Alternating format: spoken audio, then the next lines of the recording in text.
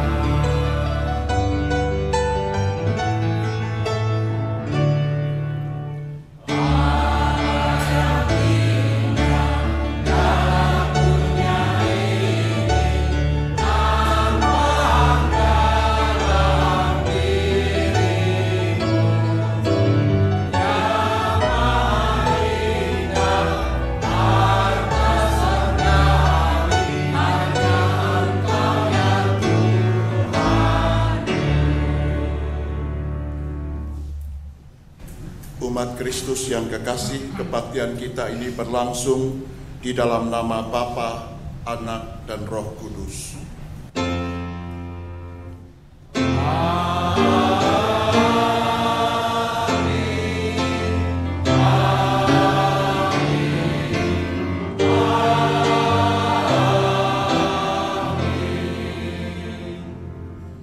Kasih karunia dan damai sejahtera dari Allah Bapa kita dan dari Tuhan Yesus Kristus menyertai saudara sekalian.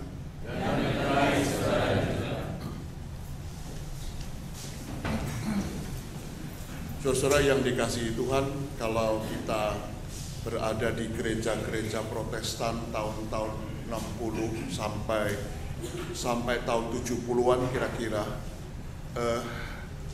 Bapak Ibu pasti ingat pada bagian awal kebaktian itu biasanya yang dibaca bukan ayat-ayat lain, tetapi yang dibaca itu adalah dasatitah atau dasasabda atau hukum kasih.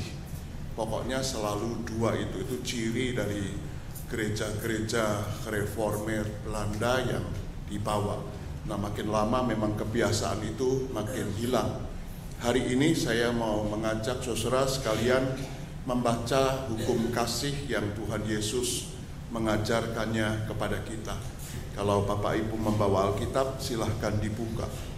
Matius 22, kita akan membaca bersama-sama ayat 37 sampai dengan 39. Matius 22, ayat 37 sampai dengan 39.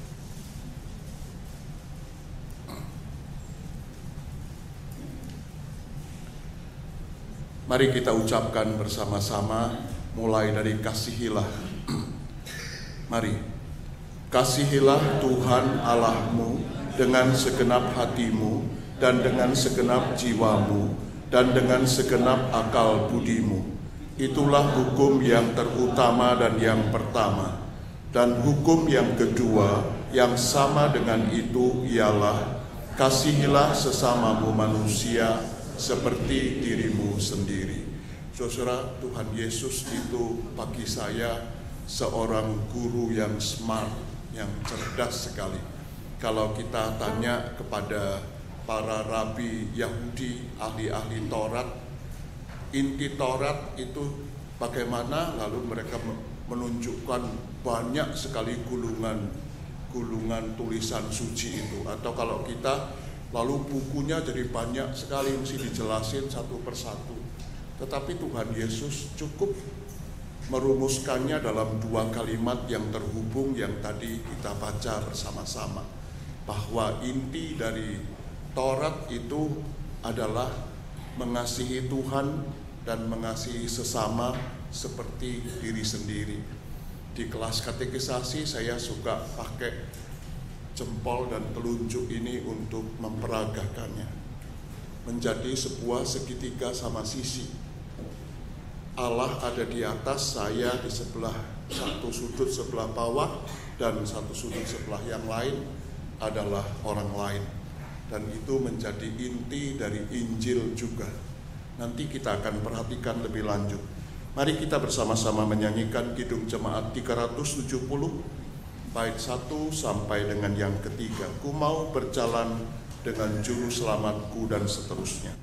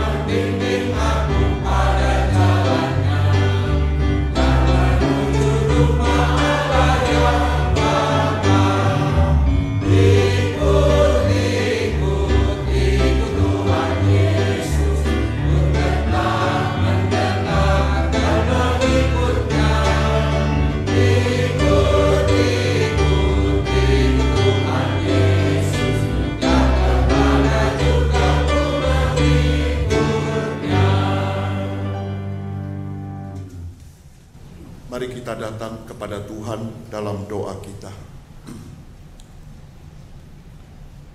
Tuhan Allah yang menjadi Bapa bagi kami oleh Yesus Kristus, di dalam namanya kami hendak bersyukur dan berterima kasih karena Engkau tidak pernah menahan-nahan kasih-Mu kepada kami, dan Engkau menyatakan hal itu kepada kami, manusia yang berdosa ini, melalui rasa setia kawan, melalui keprihatinan Tuhan atas hidup kami. Engkau sudah mengambil prakarsa untuk mendamaikan diri kami dengan Engkau dan sesama kami melalui salib anak-Mu itu. Utamanya Engkau sudah menerima kami sebagaimana kami ada, dan Engkau ingin kami berdamai dengan Tuhan, sumber hidup kami. Dari sana Engkau ingin kami hidup dalam damai dengan sesama kami. Mestinya ya Tuhan, sikap dan tindakan-Mu yang seperti ini kami teladani dan kami upayakan menjadi sikap beriman kami yang konsisten. Namun demikian, maafkan dan ampunilah kami ya Tuhan, kalau kami tidak bersungguh-sungguh menanggapi sikap-Mu itu. Nyatanya kami masih melakukan lagi pelbagai macam dosa yang sudah kami akui dan yang tentangnya kami minta ampunan-Mu, dan kami tidak lagi merasa bersalah sama sekali. Ampunilah kami ya Tuhan, kalau kami masih suka menganggap orang lain, melihat mereka dengan kacamata yang negatif, bahwa mereka, apalagi kalau mereka berbeda dengan kami, mereka adalah ancaman, mereka adalah pesaing, atau malahan musuh yang mesti kami kalahkan, yang harus kami singkirkan dan kami tundukkan. Bahkan kalau perlu dengan menghalalkan semua cara. Padahal cinta kasih, penghargaan, dan solidaritas-Mu juga bagi mereka semua. Ampunilah kami ya Tuhan, kalau dalam relasi kami bersama dengan orang lain, kami masih banyak berprasangka buruk dan menaruh rasa curiga yang berlebihan. Lalu kami bersikap tidak menghargai dan mendiskriminasi mereka hanya karena mereka tidak sama dengan kami dalam pelbagai hal. Padahal Engkau tidak pernah membeda-bedakan manusia. Engkau mengasihi mereka semua dan kami semua secara jujur, tulus, dan bersungguh-sungguh. Ampunilah kami ya Bapa, kasihanilah kami ya Kristus, dan sucikanlah kami ya Roh Kudus. Amin. Menjulang nyata atas bukit kala terang benderang salib-Mu Tuhanku. Semoga ketika kita menyanyikan lagu ini, hati kita masih tergetar olehnya.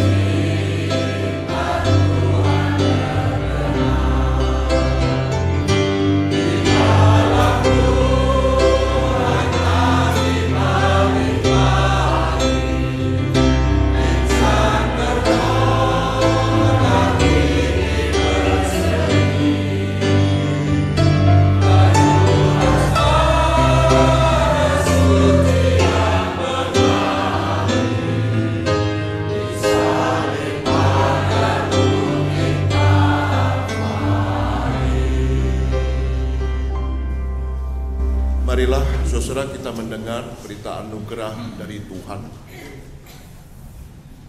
Dalam suratnya yang kedua kepada jemaat Korintus pasal 5 ayat 17 sampai dengan 21, Rasul Paulus mengatakan demikian. Jadi siapa yang ada di dalam Kristus, ia adalah ciptaan baru. Yang lama sudah berlalu, sesungguhnya yang baru sudah datang. Dan semuanya ini dari Allah, yang dengan perantaraan Kristus telah mendamaikan kita dengan dirinya, dan yang telah mempercayakan pelayanan pendamaian itu kepada kami. Sebab Allah mendamaikan dunia dengan dirinya oleh Kristus, dengan tidak memperhitungkan pelanggaran mereka. Ia telah mempercayakan berita pendamaian itu kepada kami. Jadi kami ini adalah utusan-utusan Kristus. Seakan-akan Allah menasehati kamu dengan perantaraan kami. Dalam nama Kristus kami meminta kepadamu, berilah dirimu didamaikan dengan Allah. Dia yang tidak mengenal dosa telah dibuatnya menjadi dosa karena kita, supaya dalam Dia kita dibenarkan oleh Allah. Demikianlah saudara sekalian berita anugerah dari Tuhan.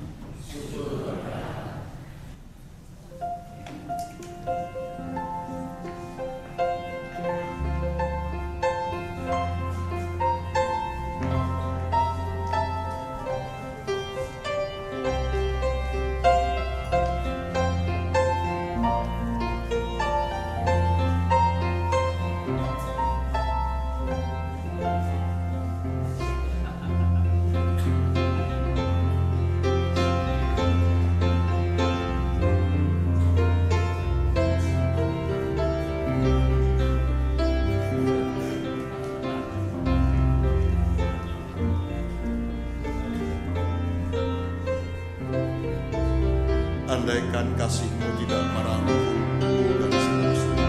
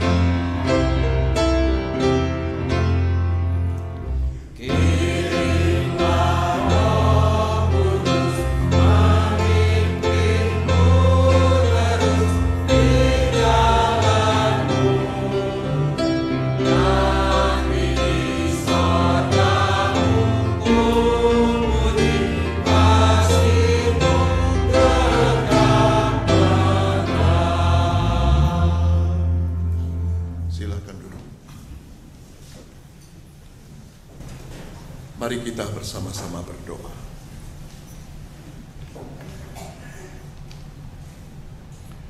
Tuhan Allah Bapa kami yang baik, terima kasih karena di dalam anak-Mu Yesus Kristus, Engkau tidak menyembunyikan kerinduan-Mu untuk berdamai dengan kami.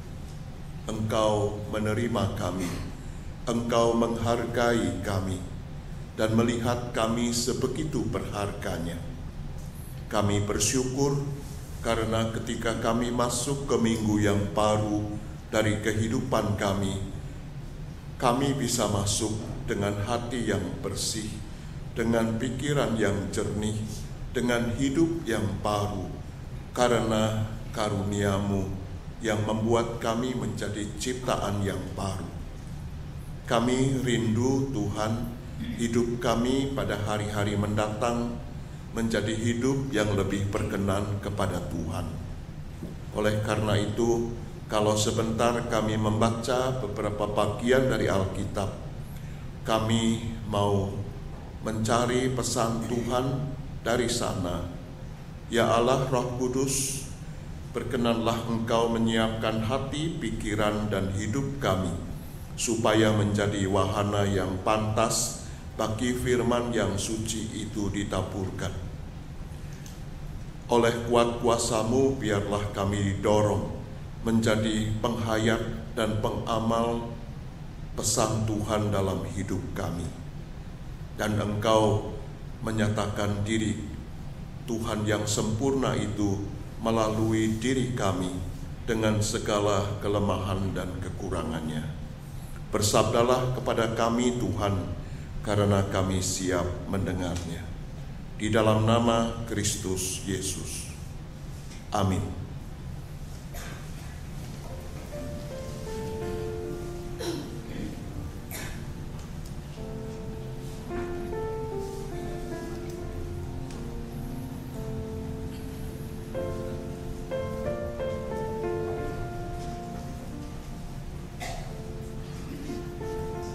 Bacaan pertama.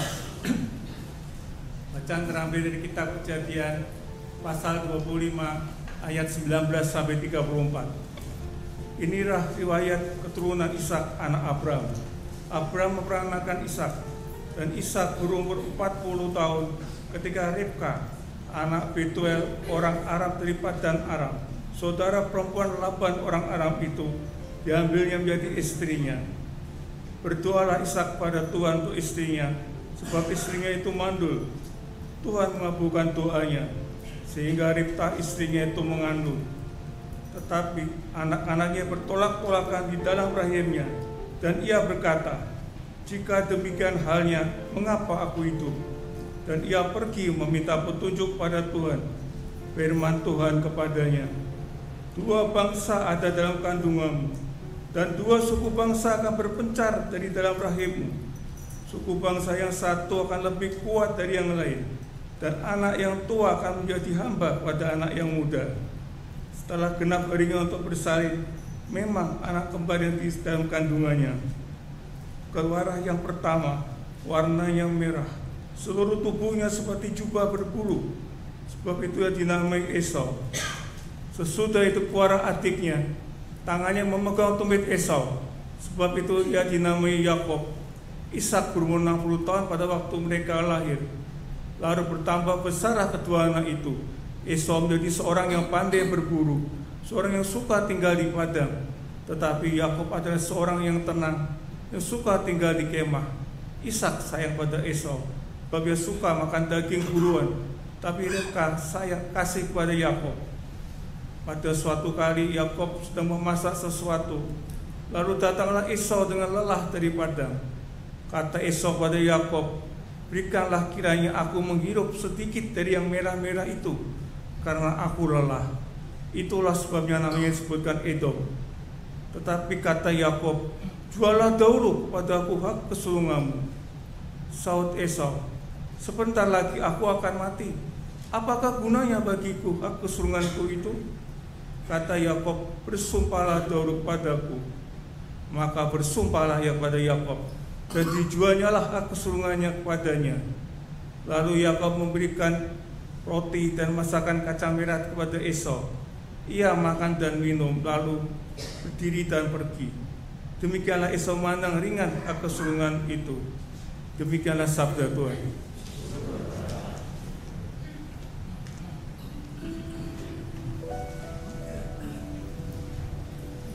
Mazmur tanggapan terambil dari Mazmur 119 ayat 105 sampai 112.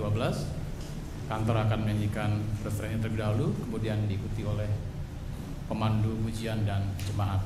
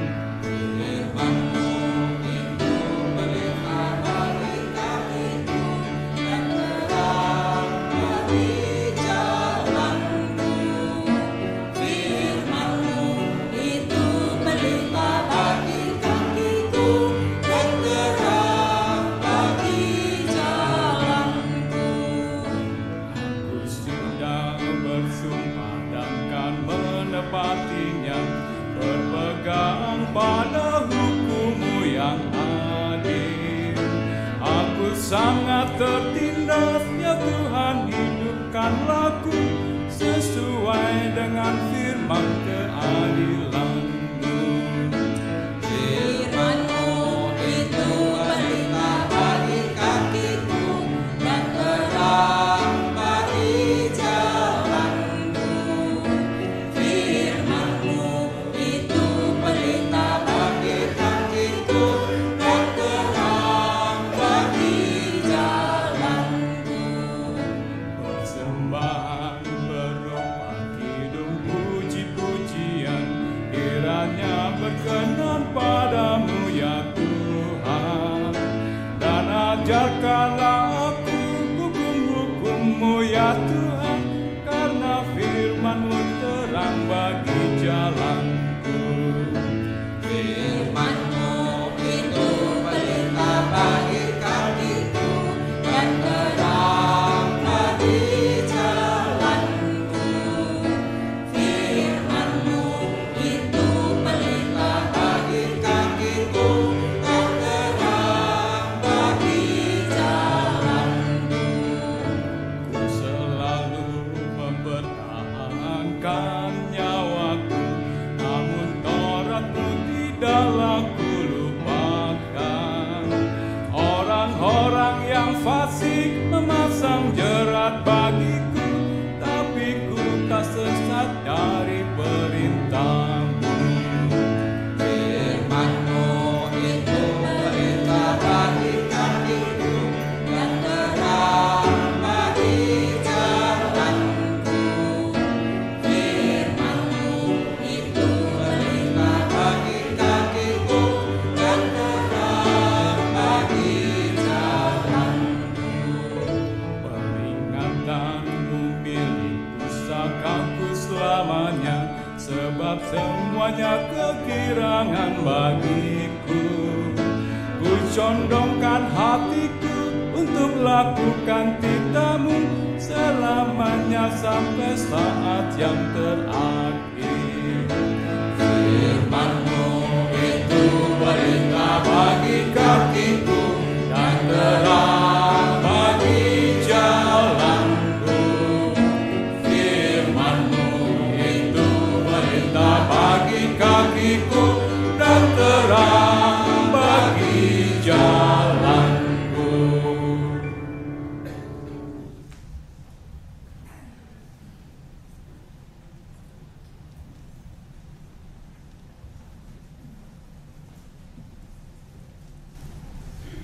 Pembacaan surat Roma pasal 8 ayat 1 sampai 11. Demikianlah sekarang tidak ada penghukuman bagi mereka yang ada di dalam Kristus Yesus. Roh yang memberi hidup itu telah memerdekakan kamu dalam Kristus dari hukum dosa dan hukum maut. Sebab apa yang tidak mungkin dilakukan hukum Taurat karena tak berdaya oleh daging, telah dilakukan oleh Allah dengan jalan mengutus anaknya sendiri dalam daging, yang serupa dengan daging, yang dikuasai dosa karena dosa. Ia telah menjatuhkan hukuman atas dosa di dalam daging, supaya tuntutan hukum Taurat digenapi di dalam kita yang tidak hidup menurut daging, tetapi menurut roh. Sebab mereka yang hidup menurut daging memikirkan hal-hal yang dari daging. Mereka yang hidup menurut roh memikirkan hal-hal yang dari roh. Karena keinginan daging ialah maut, tetapi keinginan roh adalah hidup dan damai sejahtera. Sebab keinginan daging adalah perseteruan terhadap Allah, karena ia tidak takluk kepada hukum Allah. Hal ini memang tidak mungkin baginya. Mereka yang hidup dalam daging tidak mungkin berkenan kepada Allah. Tetapi kamu tidak hidup dalam daging, melainkan dalam roh. Jika memang roh Allah diam di dalam kamu. Tetapi jika orang yang tidak memiliki roh Kristus, ia bukan milik Kristus. Tetapi jika Kristus ada di dalam kamu, maka tubuh memang mati, tetapi karena dosa, tetapi roh adalah kehidupan oleh karena kebenaran. Dan jika roh Dia yang telah membangkitkan Yesus dari antara orang mati diam di dalam kamu, maka Ia yang telah membangkitkan Kristus Yesus dari antara orang mati akan menghidupkan juga tubuhmu yang fana itu oleh rohnya yang diam di dalam kamu. Demikianlah sabda Tuhan. Bacaan ketiga kita hari ini, saudara, adalah Injil Tuhan kita Yesus Kristus menurut Matius 13 ayat 1 sampai 9 dan dilanjutkan dengan ayat 18 sampai dengan 23.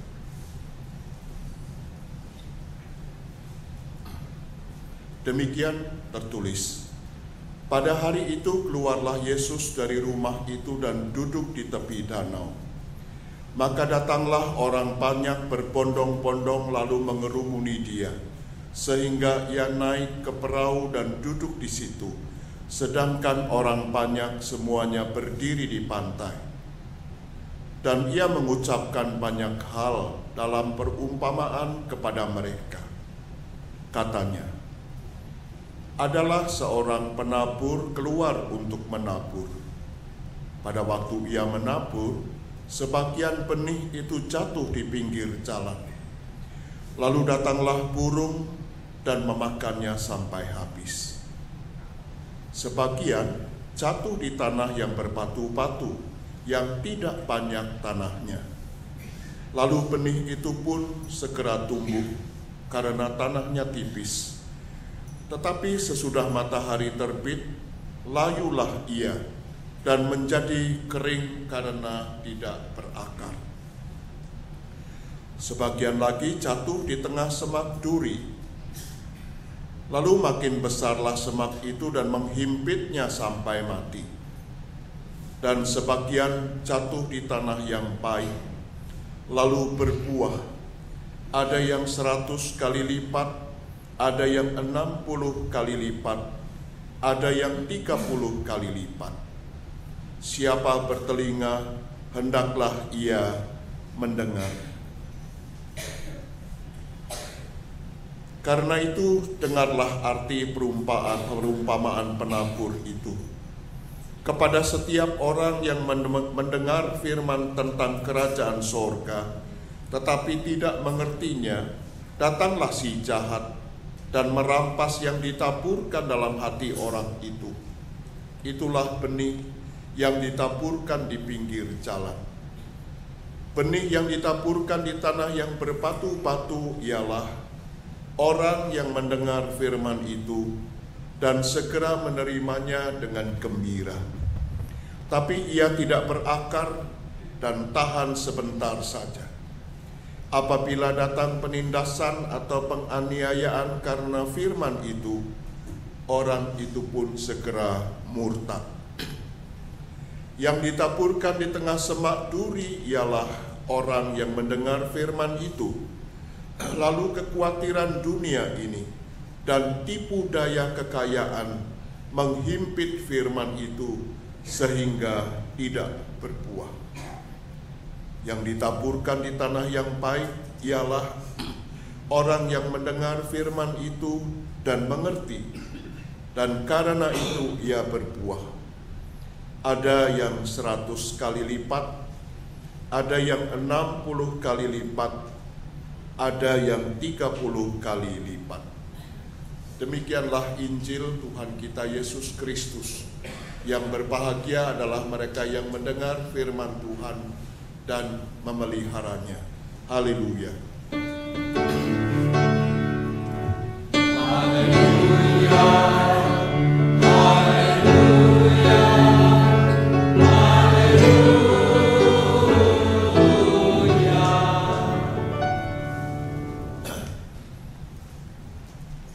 Saudara yang dikasihi oleh Tuhan Yesus, setiap kali dekat Idul Korban, Idul Adha, selalu saja, sampai sekarang selalu saja ada orang yang bertanya kepada saya, apa orangnya ketemu sendiri atau lewat SMS, nanyanya itu selalu, Pak Sam, sebetulnya pada waktu Idul Korban yang dikorbankan itu siapa?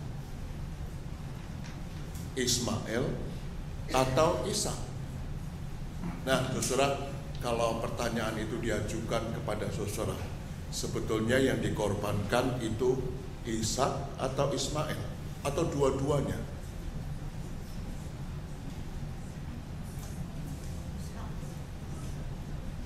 Apa Bu jawabnya, Bu?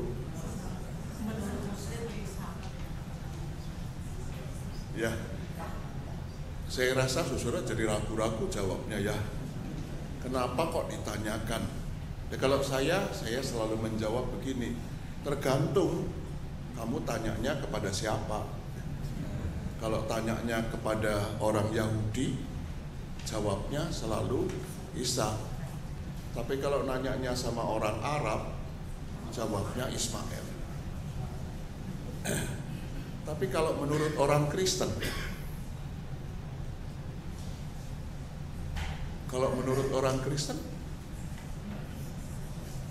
bingunglah kita.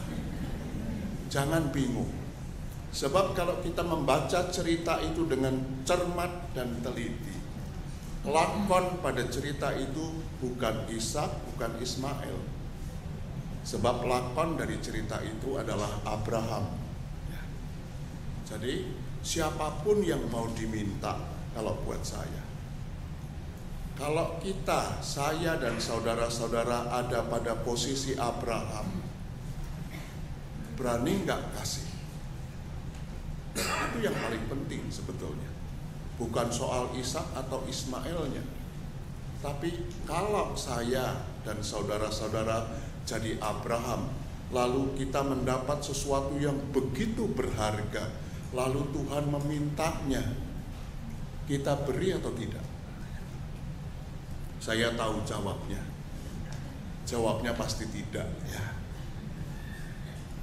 Apa sih yang pernah kita berikan kepada Tuhan dengan sepenuh hati? Yang baik yang kita berikan pada Tuhan? Nggak ada kok. Coba perhatikan doa saudara. Yang saudara serahkan kepada Tuhan apa? Selalu ngomongnya, Tuhan, kami serahkan kepadamu semua persoalan dan masalah kami. Kami serahkan kepadamu segala sakit penyakit kami. Tapi saudara pernah berdoa nggak mengatakan, Tuhan, kami serahkan seluruh uang kami kepadamu? Enggak kan ya? Kalau kita membaca Alkitab, seringkali kita terpaku kepada tokoh-tokohnya saja. Tapi kita tidak menangkap pesan apa yang terjadi, yang disampaikan kepada kita melalui interaksi tokoh-tokoh tadi.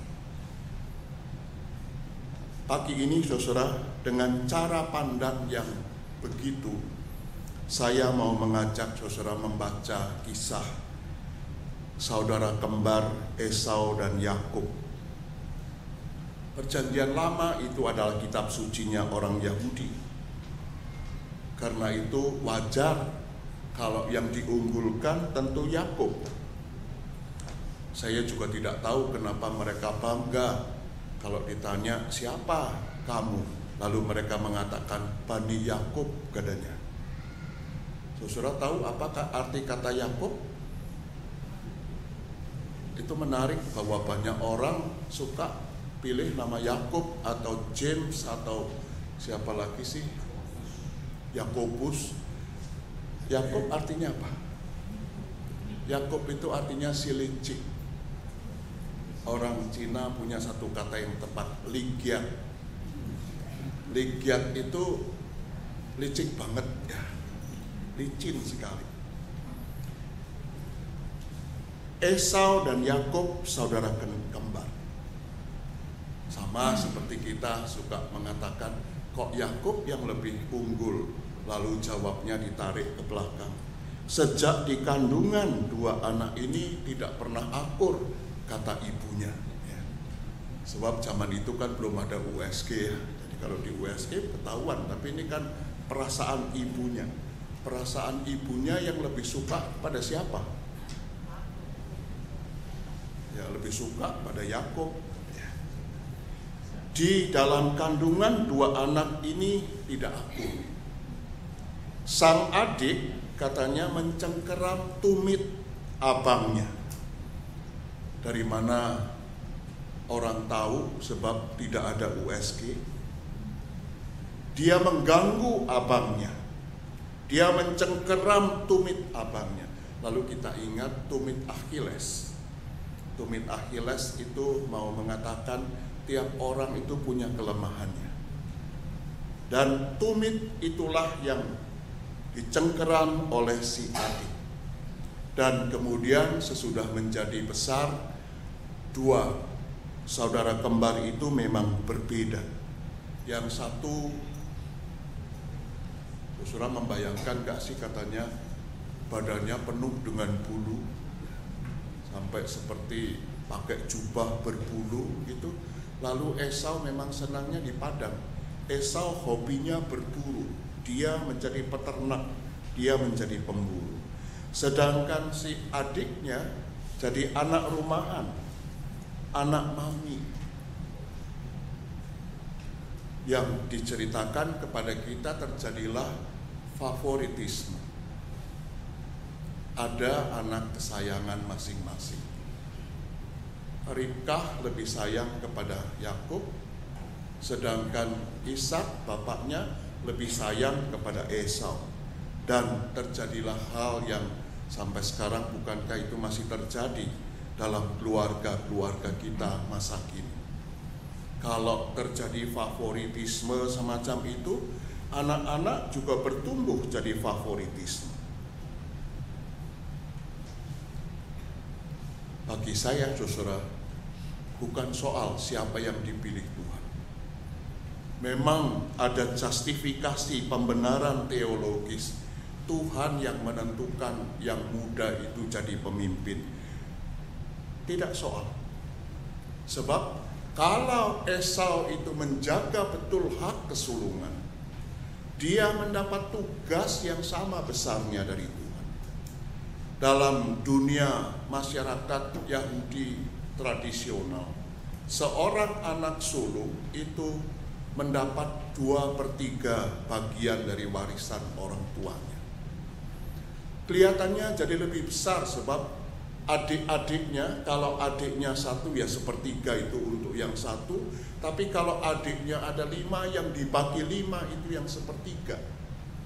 Kelihatannya tidak adil. Tetapi orang yang mendapat hak kesulungan, seorang anak sulung, seorang anak mbarep, kata orang Jawa, itu bukan cuma diberi warisan lebih besar. Sebab yang menyertai warisan yang besar itu adalah tanggung jawab. Kalau ayah tidak ada, meninggal, pergi, yang menggantikan ayah menjadi PLT itu adalah anak sulung. Dan menjadi PLT itu bukan hanya acting jadi ayah, tetapi menjadi kepala keluarga yang mesti menghidupi, yang mesti merawat, yang mesti membiayai seluruh keluarga. Jadi memang cocok kalau mendapat bagian lebih besar karena tanggung jawabnya lebih besar. Dan sayang sekali, Esau main-main dengan hak kesulungan tadi. Esau menjadi contoh pragmatis. Esau itu menjadi sama seperti di perumpamaan Tuhan Yesus, perumpamaan tentang anak yang sulung dan yang bungsu. Hanya kalau di cerita Injil yang menghabiskan harta warisan itu yang bungsu, tetapi sekarang yang sulung yang tidak menghargai, memandang enteng, menganggap saya tidak memerlukan itu. Dia memandang enteng dan memberikan hak kesulungan itu kepada adiknya hanya dengan tukeran. Sopnya seperti apa sih?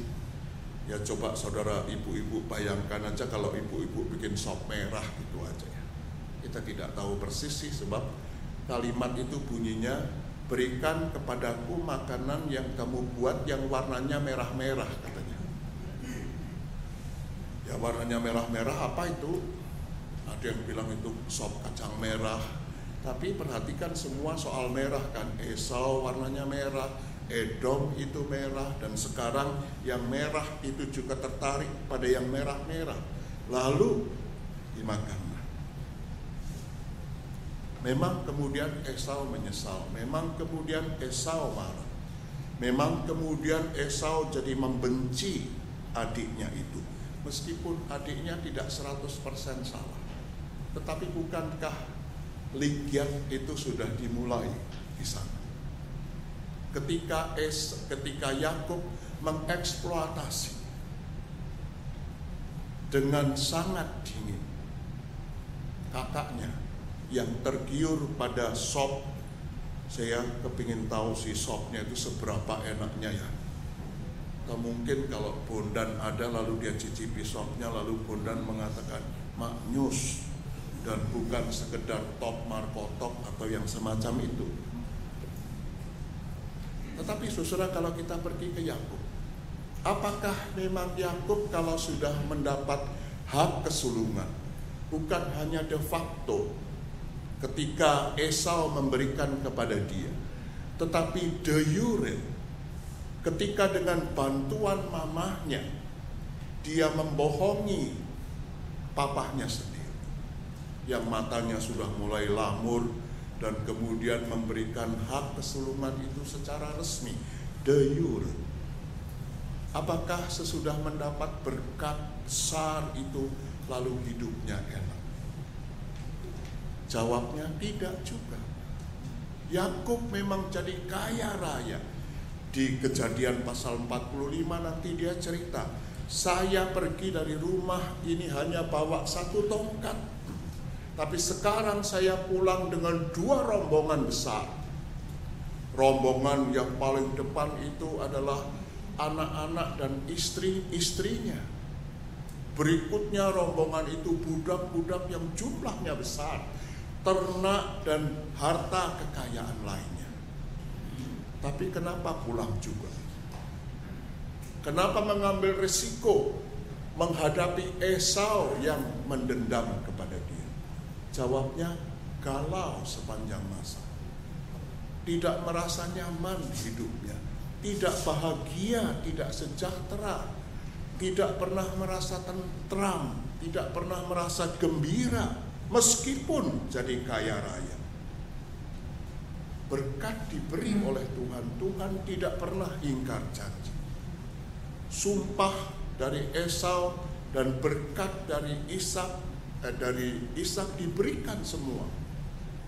Tetapi berkat yang diterima dengan cara yang licik, dengan cara yang tidak sesuai dengan keinginan Tuhan dan tidak sesuai dengan maksud Tuhan, itu hanya akan mendatangkan celaka saja. Saudara, berkat dalam liturgi kita ditunjukkan. Berkat dalam liturgi kita tidak sama dengan berkat di gereja-gereja lain yang memberi berkat begitu melimpahnya, supaya kemudian orang jadi kaya, orang kebal penyakit, orang hilangkan dari kutuk kemiskinan dan bukan. Sebab berkat dalam liturgi kita itu diberikan dalam rangka pengutusan, dalam rangka kita membagikan berkat Tuhan tadi. Nanti Yakub baru bisa menikmati berkat dan tahu apa maksud berkat itu justru ketika dia bertobat. Ketika dalam pergumulan di sungai Yabok itu dia harus menjawab pertanyaan dari seorang laki-laki yang bergumul dengan dia dan mengalahkannya. Siapa namamu? Saudara, pertanyaan laki-laki dalam Kejadian 32 itu bukan sekedar tanya kata nama benda, kamu siapa, tetapi pribadimu itu bagaimana, karaktermu itu siapa. Lalu jawabnya jujur sekali, namaku Yakub. Mau mengatakan kepada laki-laki itu, aku ini si licik, si likian. Semua urusan yang aku lakukan, semua saya lakukan dengan cara yang licik. Dan saya sekarang mengaku bahwa saya adalah si licik. Saudara, mengakui kelemahan yang mendasar itu dalam pengalaman saudara-saudara mudah atau sukar? Mudah atau gampang? Sulit atau sulit sekali? Sulit sekali. Saudara pernah mengaku dengan jujur kepada Tuhan, Tuhan, pada dasarnya saya ini orang yang ketusnya luar biasa. Pernah bilang begitu apa enggak? Enggak pernah ya. Kalau kita ngaku dosa cuma bilang, Tuhan ampunilah segala dosa kami, baik yang dengan perkataan, perbuatan maupun yang masih di pikiran, baik yang dengan sengaja maupun yang kelihatannya tidak disengaja. Emang ada dosa yang tidak disengaja? Enggak ada. Tapi kalau Tuhan kita melek lalu Tuhan nanya, dosamu apa sih? Ngomonglah. Dan pernah enggak kita ngomong, aduh Tuhan, ampunilah saya ini orang licik. Bukan cuma dagang saya licik, tapi di rumah saya juga licik. Saya banyak berbohong sama istri saya misalnya, karena saya punya rekening yang lain. Saya punya tabungan yang istri saya nggak tahu, dan saya pakai untuk yang istri saya juga nggak tahu. Pernah kita ngakui karakter-karakter buruk kita kepada Tuhan apa enggak? Saya ini pada dasarnya orang kejam Tuhan. Saya ini tegaan. Meskipun saya suka ngutip ayat, saya suka ngomong shalom, saya apal firman Tuhan berbusa-busa, tapi pada dasarnya saya ini orang yang jahat. Yakub akhirnya mesti mengaku, saya ini si licik. Dan karena itu tanpa selamatan pakai bubur merah putih, Tuhan mengatakan namamu diganti Israel. Karena ketika kamu menang melawan dirimu sendiri, mengalahkan dirimu sendiri, mengakui dengan jujur siapa kamu, kamu memenangkan Tuhan, kamu memenangkan orang lain. Dan cerita itu ditutup keesokan harinya ketemu Esau, bukan dendam yang terjadi, bukan rivalitas, bukan rasa benci yang diwujud nyatakan, tetapi pelukan dua orang saudara yang puluhan tahun sudah terpisah oleh permusuhan.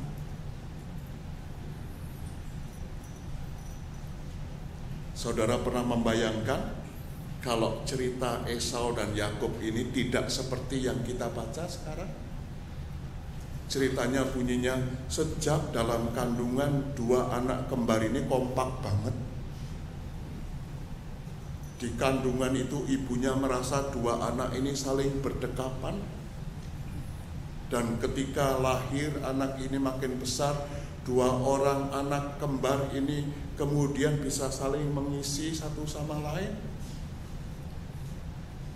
Kalau ceritanya begitu, Alkitabnya panjang apa enggak? Rasanya jadi pendek ya. Tidak ada. Bukankah wartawan selalu bilang begitu? Bad news is a good news ya.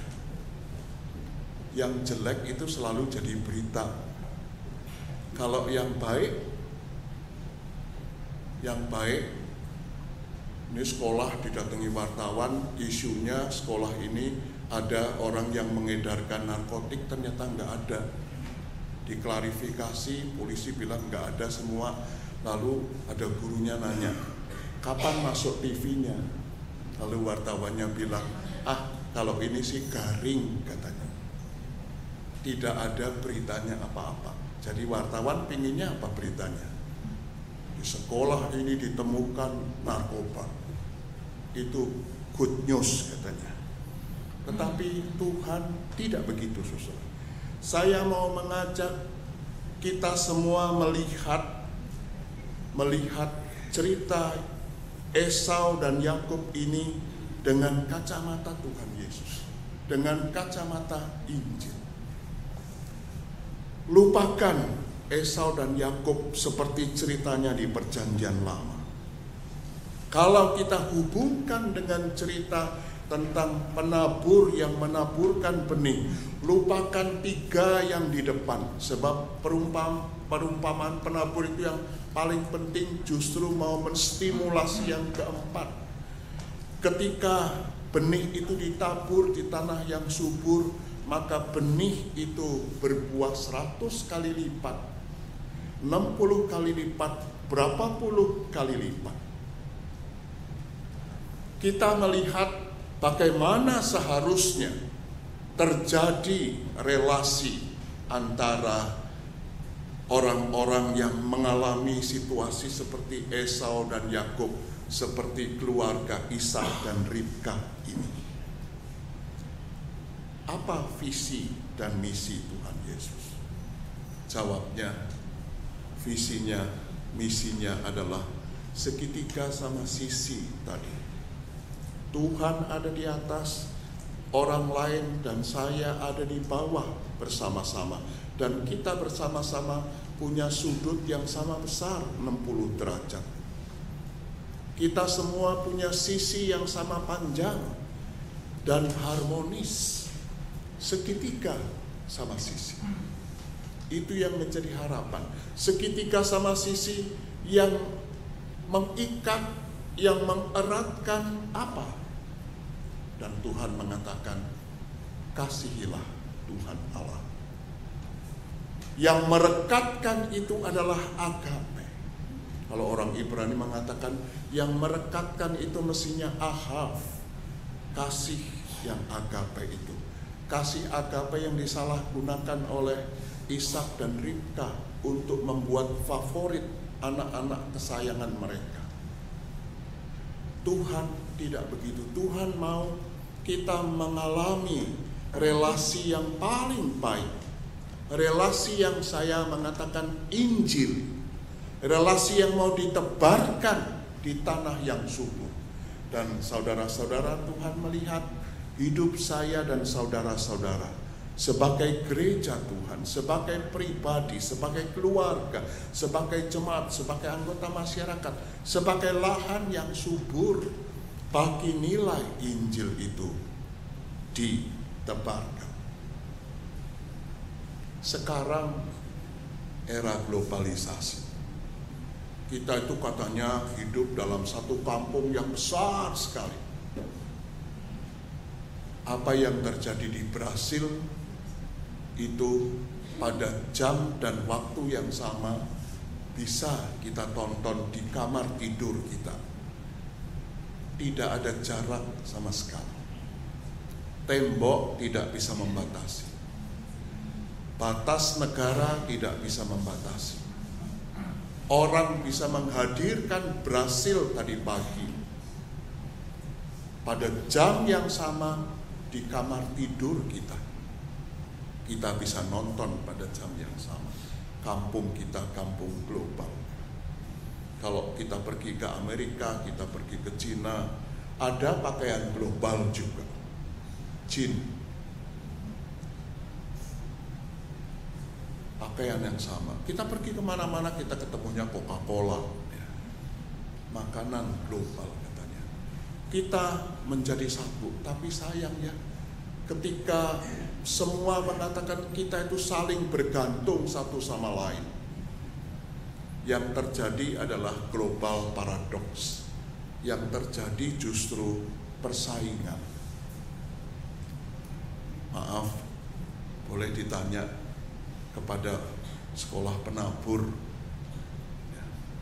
yang diajarkan kepada anak-anak apa?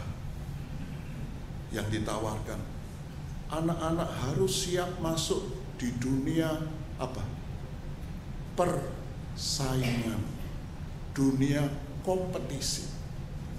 Minta maaf, anak-anak sejak kecil sudah dibiasakan untuk apa? Untuk bersaing, untuk berkompetisi pada tataran tertentu, pada porsi tertentu sehat. Sebab kompetisi, sebab konflik, malahan kalau kita belajar manajemen konflik dilihat positif sekali pada kadar tertentu supaya kita menjadi makin maju. Tetapi batasnya itu seperti nut di tackle kita ini, garisnya itu tipis sekali. Bapak Ibu ingat waktu ranking itu jadi barang penting di sekolah, apa yang terjadi? Kadang-kadang anaknya tidak merasa bersaing, tapi mamah-mamahnya yang bersaing ya. Les kemana, lalu anaknya les, saya nggak mau, anak saya maunya les di sana. Diajarkan apa? Dia musuh kamu, dia saingan kamu, dia harus kamu kalahkan. Sejak anak diajarkan begitu, jadi jangan kaget ya kalau nanti sudah jadi dewasa itu tertanam, tertancap bahwa kita harus bersaing dan bersaing itu artinya saya harus mengalahkan. Lalu jargonnya dipakai jargon Alkitab yang dikutip di Warta hari ini juga, yang keluar di Facebook beberapa hari lalu ya. Kita ini ditentukan jadi kepala bukan ekor katanya. Tapi kalau semua orang mau jadi kepala, siapa mau jadi ekor? Padahal buaya itu yang paling penting ekornya malahan ya, bukan kepalanya. Itu yang terjadi. Karena itu jangan kaget kalau anak-anak itu kemudian jadi tokoh-tokoh gereja ya sama, yang dikembangkan bersaing. Gereja lain itu saingan saya, karena itu ya harus dikalahkan. Gimana caranya? Segala macam cara dipakai. Saya baru tahu GKI Kedoya itu kan tempatnya di Fasum. Fasum meskipun gerejanya itu bangun sendiri dan itu kuatnya kami. Ternyata orang Pemprov bilang ada beberapa gereja yang mau ambil itu gedungnya GKI Kedoya. Dan gereja kaya-kaya semua ditunjukkan ke kami. Kalau bisa nutup gereja lain nggak apa-apa. Saudara, apakah Injil memang begitu? Bukankah yang terjadi begitu ya sekarang? Orang boleh pakai jargon agama, tetapi yang ditebarkan apa? Permusuhan, bukan? Yang ditebarkan persaingan. Tapi memang, saudara, memang perang lawan tetangga itu lebih enak daripada perang saudara ya.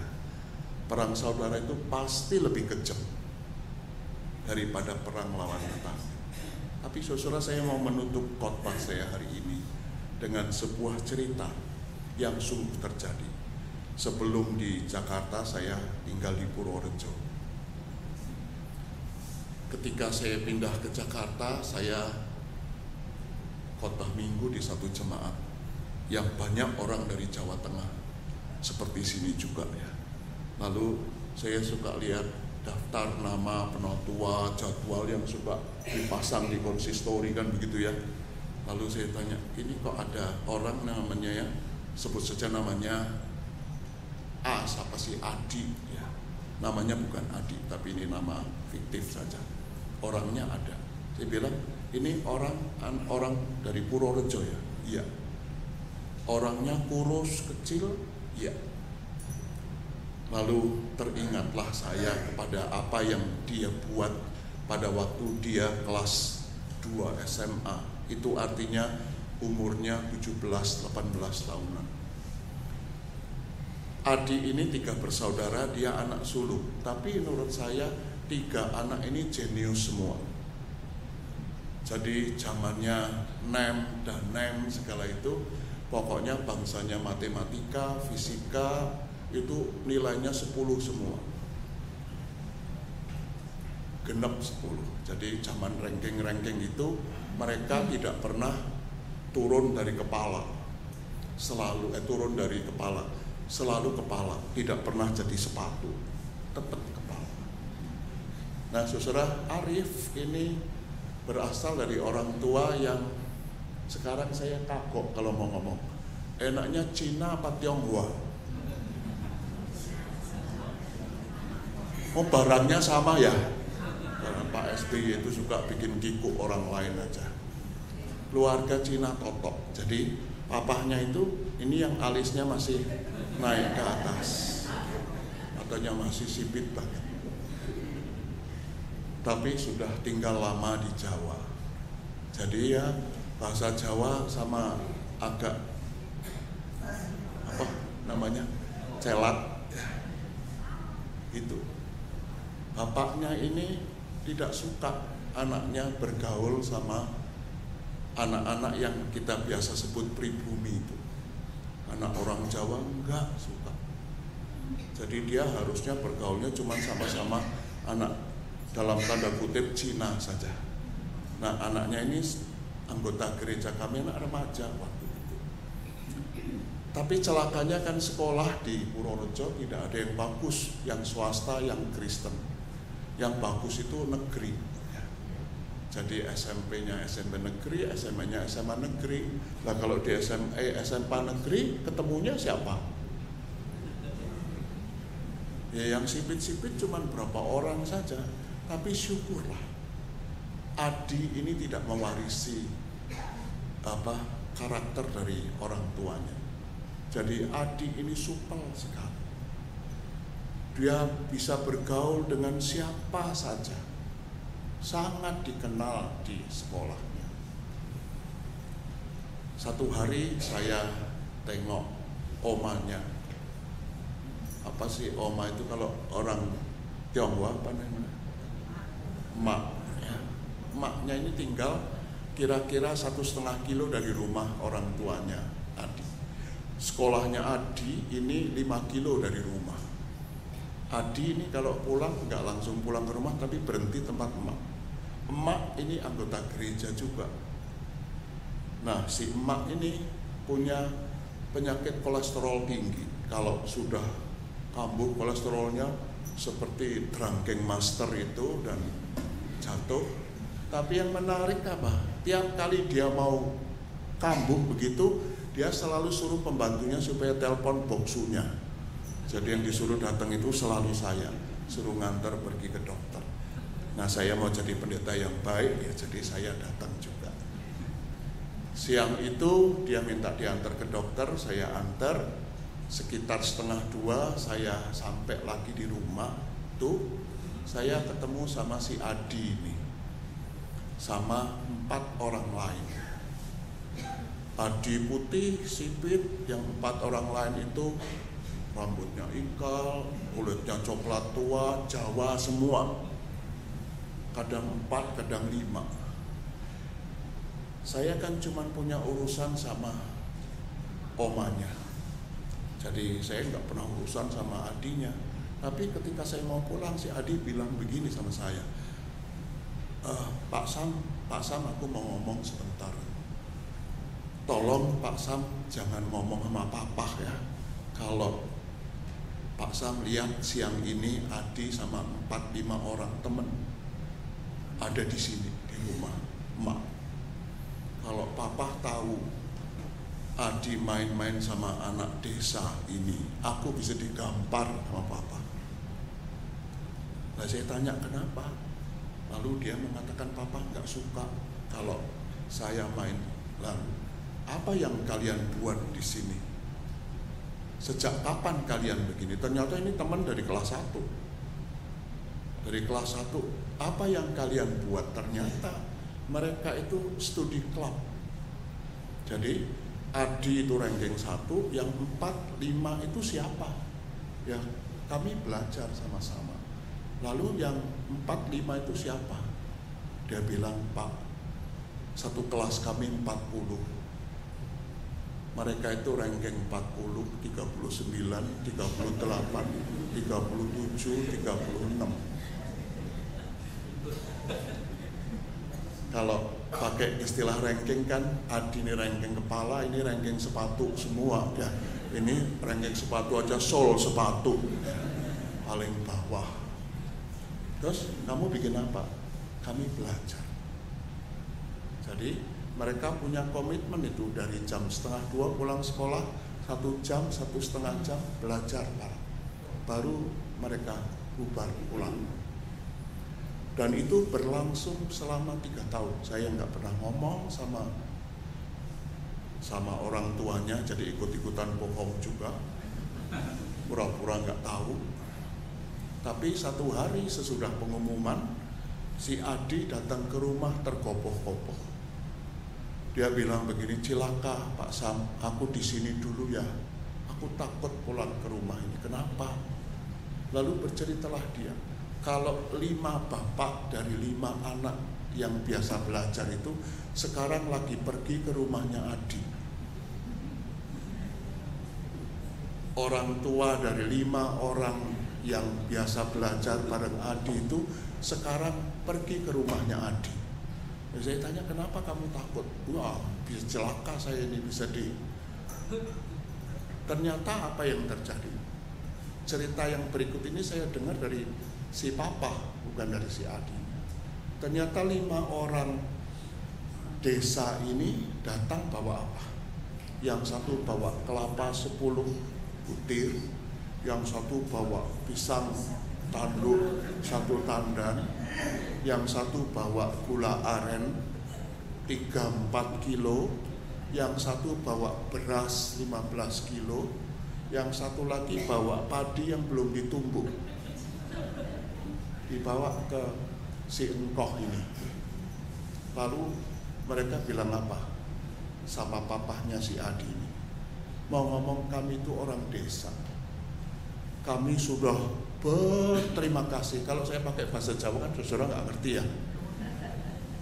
Kami sudah berterima kasih sekali karena Adi itu sudah membimbing jadi teman yang baik buat anak-anak kami. Kami tidak bisa ngomong terima kasih, mengungkapkan rasa terima kasih dengan apa-apa. Jadi yang satu kasih beras 15 kilo, yang satu kasih pisang tanduknya 1 tandan, yang satu kasih gula merah, yang satu kasih padi yang masih belum ditumbuk. Kasih. Mereka 3 tahun. Tadinya ranking 40, 39, sekarang sudah pada 12, 13, 14, 15. Kalau di penabur orang tuanya masih dipanggil ya. Mereka bangga sekali. Saudara, dari peristiwa itu bapaknya bertobat. Bapaknya bilang ke saya, Pak, aku mau katekisasi, aku mau ke gereja. Saudara, saya bersyukur dan saya katakan pada Adi, kamu hebat. Apa yang Adi mengatakannya kepada saya tidak bisa membayangkan seorang anak umur 18 tahun yang mengatakannya. Pak Sam, bukankah Tuhan mau kita begitu? Itu kalimat hebat ya, kalau buat anak umur 18 tahun. Minta maaf kalau ada orang umur 18 tahun ada di sini. Itu kalimat pinter apa enggak? Itu kalimat pinter sekali. Tanda apa? tanda kedewasaan, kematangan. Bukan hanya umurnya tambah, tetapi iman. Bagaimana di tengah rasa benci yang ditanamkan oleh orang tuanya, dia tidak larut, tapi dia mengubahkannya begitu rupa dengan apa yang dia punya. Kalau kita punya anak pintar, biasanya disuruh belajarnya sama siapa? Anak pintar, belajarnya harus sama anak pintar. Supaya tambah pintar. Kalau belajarnya sama anak bodoh, nanti ketularan bodoh. Tetapi Adi mengatakan, tidak, saya tidak bertambah bodoh, kepandaian saya tidak. Saudara, saya dengar terakhir Adi, sesudah ketemu sama dia, saya tanya, kamu di Jakarta sudah kerja? Udah. Masuk perguruan tinggi itu sudah nggak usah persiapan lagi, kalau dia tinggal pilih mau masuk mana. Dia sempat kerjanya di kota, dia tinggalnya di Tangerang. Saya tanya, kamu masih ngelesi anak-anak enggak? Oh, dia bilang, kalau saya pulang hari Rebo, Kamis, Jumat, jam 8 malam di rumah anak-anak tetangga saya les matematika, fisika. Bayar apa enggak? Gratis. Otak saya dari Tuhan, katanya, dikasih gratis. Saya dengar lagi terakhir dia dapat beasiswa untuk ambil S3 entah di Kanada entah di Amerika. Tapi dia tetap Adi yang sangat sederhana, Adi yang sangat bersahaja, tetap ramah, tetap kurus, tetap kecil. Tapi makin dewasa, inspiratif sekali. Anak umur 18 tahun melakukan sesuatu yang mungkin kita yang umur 40-50 tahun juga enggak kepikir. Semoga itu inspiratif buat kita. Tinggalkan Esau dan Yakub, Ishak dan Ribka yang salah. Tapi ingatlah, kasihilah Tuhan Allahmu. Amin. Mari kita bersaat teduh.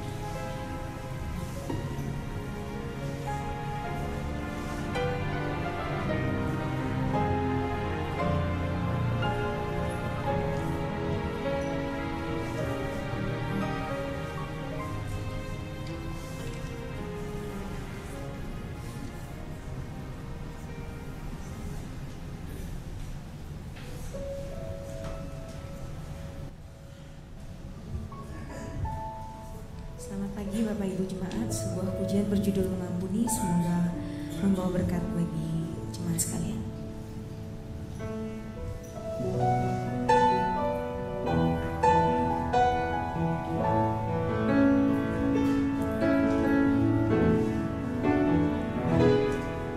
Ketika hatiku telah disakiti,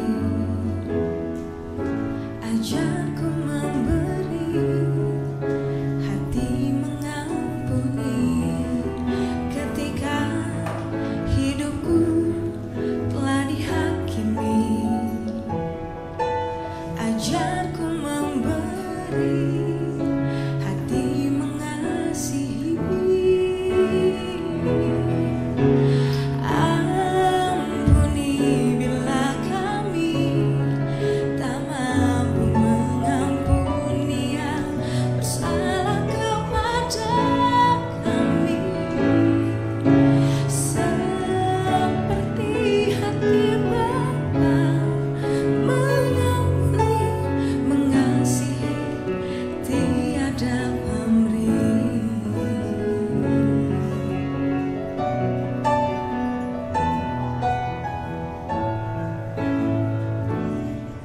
Ketika hatiku telah disakiti,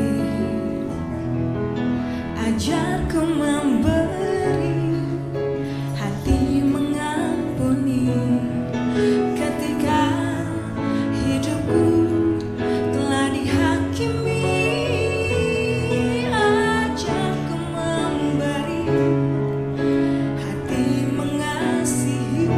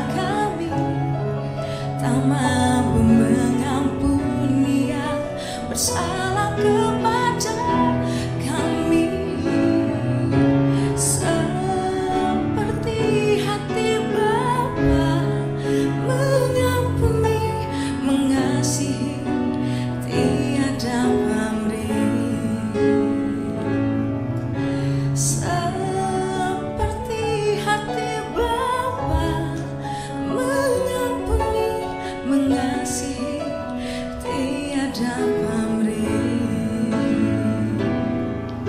seperti hati Bapa mengampuni, mengasihi, tiada pamrih.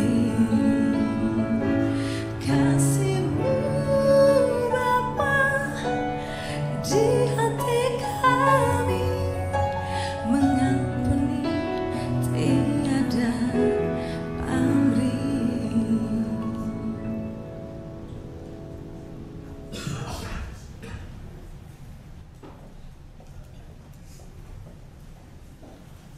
Jemaat diundang bangkit berdiri. Marilah kita bersama dengan umat Allah di masa lalu, masa kini dan masa depan, mengingat pengakuan pada baptisan kita menurut pengakuan iman rasuli. Aku percaya kepada Allah, Bapa yang Maha Kuasa, Khalik langit dan bumi, dan kepada Yesus Kristus, Anak yang tunggal Tuhan kita, yang dikandung dari Roh Kudus, lahir dari anak dari Maria, yang minta sengsara di bawah pemerintahan Pontius Pilatus, disalibkan, mati dan kuburkan, turun ke dalam kerajaan maut, pada hari yang ketiga bangkit pula dari antara orang mati, naik ke surga, duduk sebelah kanan Allah, Bapa yang Maha Kuasa, dan dari sana yang mendatang untuk menghakimi orang yang hidup dan yang mati. Aku percaya kepada Roh Kudus, gereja yang kudus dan am, persekutuan orang kudus, pengampunan dosa, kebangkitan orang mati dan hidup yang kekal. Jemaat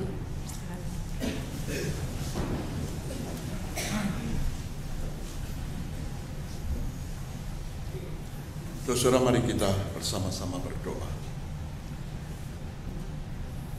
Tuhan Allah Bapa kami, sumber damai sejahtera untuk hidup kami, tolonglah kami agar kami oleh pertolongan Roh-Mu yang kudus mampu menjadi pembawa-pembawa, agen-agen yang sedia berprakarsa untuk menghadirkan damai sejahtera dari Tuhan. Di tengah-tengah masyarakat yang sangat dikuasai oleh rivalitas, kompetisi dan persaingan yang kadang-kadang sangat destruktif dan tidak produktif, kadang-kadang tidak etis dan menghalalkan segala cara, kami mau menunjukkan sikap Tuhan yang mau bersahabat, sikap Tuhan yang mau menghargai kami, sikap Tuhan yang tidak pernah memaksakan keinginan, tapi sikap Tuhan yang rindu kami semua bergandeng tangan, bekerja bersama, saling menerima, saling menghormati, saling menghargai, menghadirkan kerjasama dan kerja bersama-sama, menghadirkan persahabatan dan persaudaraan untuk memajukan peradaban manusia, untuk menghadirkan damai sejahtera surgawi dan ilahi itu dalam kehidupan manusiawi dan duniawi kami. Kami rindu, tolonglah kami ya Tuhan. Kami mau memulainya dari lingkup-lingkup yang paling kecil, dari keluarga kami, dari jemaat di mana kami menjadi bagiannya, dari lingkungan kecil hidup kami bertetangga, sampai pada tahapan yang lebih luas di tengah-tengah masyarakat. Kami mau, bahkan juga ketika sekarang ini, kami semua masyarakat Indonesia diharu biru dengan pelbagai macam hal pada waktu kami menanti hasil akhir yang resmi dari Pilpres dan Cawapres kemarin. Kiranya Engkau sendiri yang tetap memberkati bangsa ini, memberi hikmat kepada semua pembesarnya, pejabatnya, untuk bisa menghadirkan damai sejahtera itu. Tuhan, tolonglah kami agar kami tetap menantikan keputusan Tuhan. Kami berdoa supaya keadilan dan kebenaran itu tetap ditegakkan. Kami berdoa khususnya untuk para petugas dari KPU dan Bawaslu yang bertanggung jawab pada tingkatan yang manapun juga, supaya apa yang sudah diberikan oleh para pemilih dihitung dengan baik dan jujur, tidak disalahgunakan dan tidak dimanipulasi. Dan siapapun yang terpilih, kami menerimanya sebagai utusan dari Tuhan yang akan memimpin bangsa ini. Tuhan, kami mau berdoa untuk Gaza dan masyarakat di jalur Gaza, siapapun mereka. Kami sadar bahwa dari antara para korban itu bukan hanya orang-orang Arab Muslim, tetapi juga ada orang-orang Arab yang Kristiani. Tuhan, kiranya Engkau yang menyelamatkan mereka dari kejahatan kemanusiaan lebih jauh lagi. Biar Tuhan, Engkau sendiri yang bertindak, Engkau yang menolong mereka, Engkau yang menghentikan Israel yang berlaku sebegitu kejam terhadap mereka. Kami berdoa untuk semua pihak yang punya niat baik menghadirkan perdamaian yang abadi dan adil di sana. Kiranya Tuhan berkati mereka semua, sebab kami tahu semua pihak yang ingin keadilan dan perdamaian itu berada di pihak Tuhan, dan semua yang tidak berlaku adil dan tidak menginginkan perdamaian itu adalah lawan Tuhan sendiri. Terima kasih Tuhan, kami bisa berbakti pagi hari ini. Terimalah nyanyian pujian kami, terimalah doa-doa kami, terimalah uang persembahan kami, dan lebih dari semuanya terimalah diri dan hidup kami. Ibadah kami sebentar akan usai, tapi bakti kami terus berlanjut dalam hidup kami sehari-hari. Tuhan Yesus, perkenankan kami mengucapkan doa yang Engkau ajarkan kepada kami demikian. Bapa kami yang di surga, dikuduskanlah namamu, datanglah kerajaan-Mu, jadilah kehendak-Mu di bumi seperti di surga. Berikan pada kami hari ini makanan kami yang secukupnya, dan ampunilah kami akan kesalahan kami, seperti kami juga mengampuni orang yang bersalah pada kami. Jangan bawa kami ke dalam pencobaan, tapi lepaskanlah kami dari yang jahat. Karena Engkaulah yang punya kerajaan, kuasa, dan kemuliaan sampai selama-lamanya. Amin.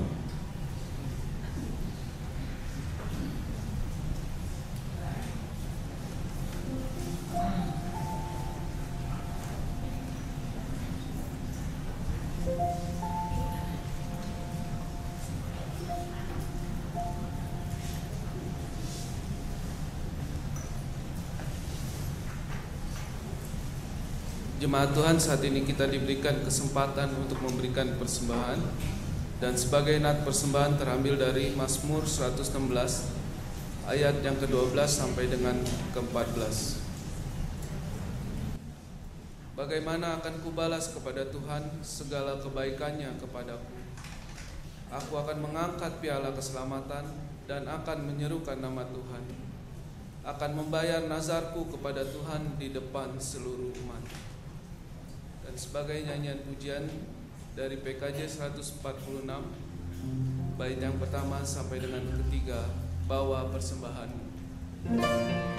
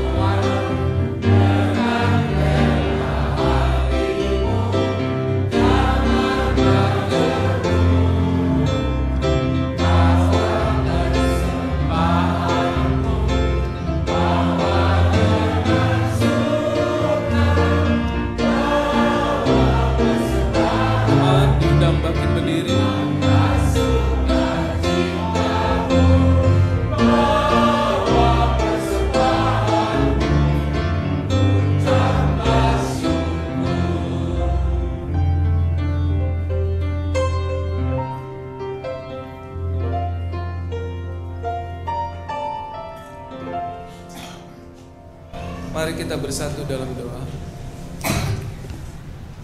Tuhan Allah Bapa kami yang bertata di dalam surga, kami datang ke hadirat-Mu ya Tuhan dengan ucapan syukur ya Bapa. Kau terus memelihara kehidupan kami dengan kasih-Mu ya Tuhan. Biarlah sekiranya Tuhan terus boleh menyertai kehidupan kami senantiasa di tengah dunia ini ya Tuhan. Biarlah kami terus boleh dipakai menjadi alat-Mu ya Tuhan, untuk karya-karya-Mu di tengah dunia ini ya Bapa. Tuhan, kalau saat ini juga kami diberikan kesempatan untuk bersatu dalam doa menghantar persembahan kami ini, biarlah dengan sukacita ya Tuhan, dengan segala kerelaan yang Tuhan berikan kepada kami, biarlah ini boleh menjadi persembahan yang terbaik untuk-Mu ya Tuhan. Tuhan berkenan kuduskan dan layakkan persembahan ini ya Bapa. Biarlah persembahan ini boleh menjadi wujud nyata kasih-Mu di tengah dunia ini ya Tuhan, bagi kami dan sesama kami ya Tuhan. Terima kasih ya Bapa. Inilah doa kami yang kami panjatkan ke dalam hadirat-Mu ya Tuhan. Dalam nama Tuhan Yesus Kristus, haleluya Tuhan, amin.